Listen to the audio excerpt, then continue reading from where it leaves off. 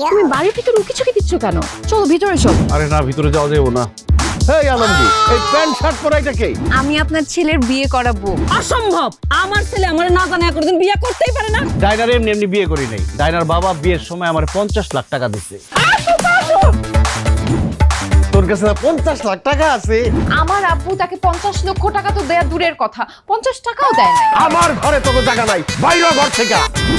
আজকের রাতটা একটা মেয়ের লাইফে কত ইম্পর্টেন্ট একটা রাত, আমার কোনো বাসর ঘরই হইলো না। কি বলো না বলো, এটাই তো আমাদের বাসার ঘর, কত সুন্দর।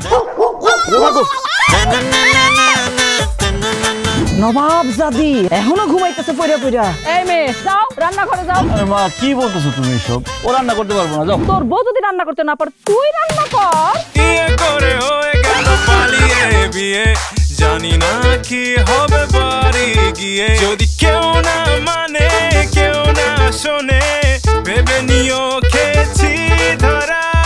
এই আলমগীর, তুই আমার বউয়ের শাড়ি ছিঁড়ছস না, এখন আমি তোর বউয়ের শাড়ি ছিঁড়বো। হয়েছি ঘটারা ঘটারা। আমি কি করবো? আমার দাদি তো পয়সা নাই, তার কিছু পুরানো কাপড় আছে, ওগুলো পরো।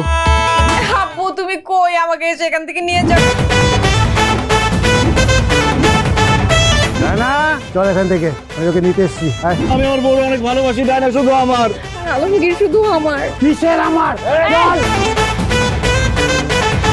ঢাকার মাইয়াটা রে সাইরাতে মনিরে বিয়ে কর, সারা জীবন সুখে থাকবি।